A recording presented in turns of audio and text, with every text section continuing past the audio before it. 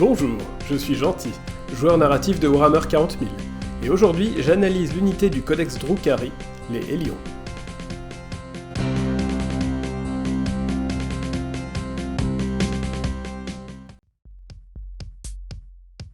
À l'époque contemporaine du 41e, ou peut-être du 42e millénaire, les Hellions sont des Drukhari évoluant sur des surfs antigraves hypersensibles.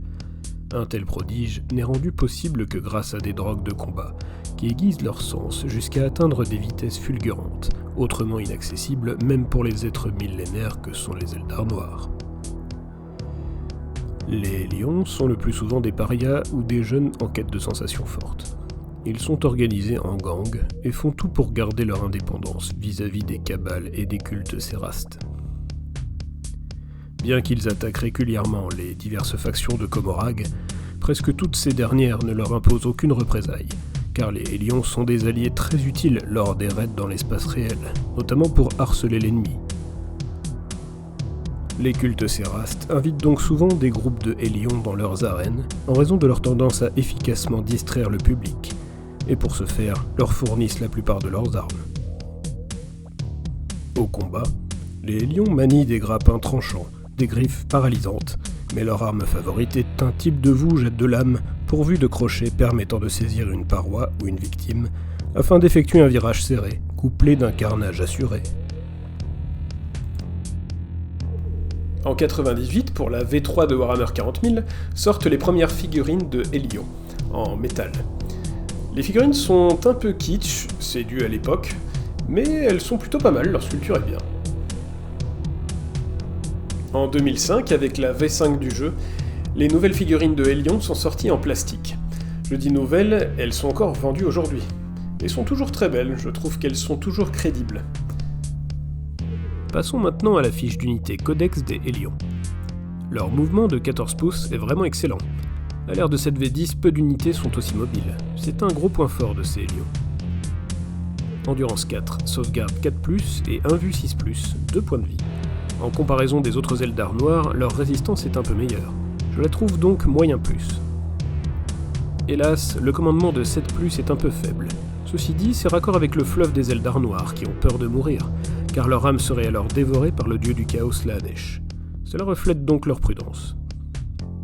Leur CO2-1 est assez faible, mais prendre des objectifs n'est pas vraiment leur priorité, car ils sont avant tout motivés pour harceler l'ennemi. Les Hellions possèdent la règle frappe en profondeur. Cette règle, que j'ai déjà décrite dans des épisodes précédents, est toujours intéressante, mais leur très grande capacité de mouvement se suffit déjà à elle-même, donc ce n'est pas quelque chose que j'utiliserai avec eux personnellement. La règle surf insaisissable permet aux Hellions d'effectuer un mouvement bonus de D6 pouces, si une unité ennemie s'approche d'eux à 9 pouces ou moins. C'est très bien, car ça leur permet de s'éloigner du danger. J'aime beaucoup cette règle. La règle de faction se nomme la puissance par la souffrance. Chaque unité possède une aptitude, ou règle, dite de souffrance, qui nécessite de dépenser des pions de souffrance. Ainsi vous gagnez des pions de souffrance au début de votre phase de commandement et à chaque fois qu'une unité est détruite ou rate un test d'ébranlement. Une aptitude de souffrance peut être activée à chaque phase. Je trouve que cette règle de faction est assez facile à comprendre et à appliquer. Le mécanisme est assez original, alors pourquoi pas. Et justement, boucherie sur le champ de bataille permet aux Hellions, une fois renforcés par la dépense d'un pion de souffrance, d'ajouter 1 aux caractéristiques d'attaque et de force des armes de mêlée de cette unité. C'est plutôt bien. Voyons maintenant les armes dont peuvent être équipés les Hellions. Le pistolet éclateur possède une attaque de force 2, PA 0, dégâts 1 et d'une portée de 12 pouces. Comme beaucoup d'armes Drukhari, sa puissance réside dans ses règles additionnelles. Ainsi, le pistolet éclateur possède entre autres la règle anti-infanterie 3+, qui lui permet de blesser automatiquement les unités de type infanterie sur 3+, comme son nom l'indique. Et c'est justement cette règle qui donne à cette arme son efficacité, notamment face à de l'infanterie d'élite. N'infligeant qu'un seul dégât, je trouve cette arme moyenne. Les nodules éclateurs sont les armes de tir fixées sur le surf que montent les Hellions et ont un profil similaire à celui que je viens de décrire, mais en mieux, car sa portée est de 18 pouces et possède 2 attaques. Mais aussi la règle jumelée, qui lui permet de relancer les jets de blessure. Cette arme est très efficace contre tout type d'infanterie. Je la trouve fiable, et donc bonne. Passons aux armes de corps à corps. Le Vouge infernal, 3 attaques de force 4, PA-1, 2 dégâts, possède les règles lance, qui lui donnent +1 au jet de blessure, si l'unité a chargé, et touche soutenue 1, qui génère des touches supplémentaires sur 6+, et qui, entre parenthèses, est ma règle préférée de toute cette vie de 10. Ne me demandez pas pourquoi, c'est comme ça. Bref, le Vouge infernal manque un peu de force, mais reste une très bonne arme. L'arme énergétique, 4 attaques de force 3, PA-2, 1 dégât, est pourvue des règles anti-infanterie 3+, lance et touche soutenue 1. Cette arme est plutôt forte, grâce à des règles qui, mis bout à bout, améliorent grandement son efficacité.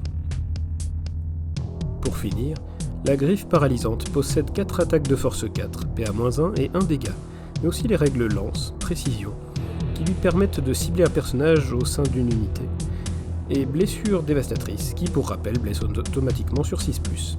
C'est une arme utile que je qualifierais de moyen plus. En conclusion, les Hélions sont de très bonnes unités anti-infanterie, capables de se mouvoir très vite. Les figurines sont très belles, et feraient partie de mes premiers achats si je devais me mettre aux Eldar noirs. C'est une très bonne unité. Warhammer 40 000 en mode narratif, quasiment tout peut se justifier, alors n'écoutez que vous et jouez les figurines qui vous plaisent, et soyez comme moi, gentils.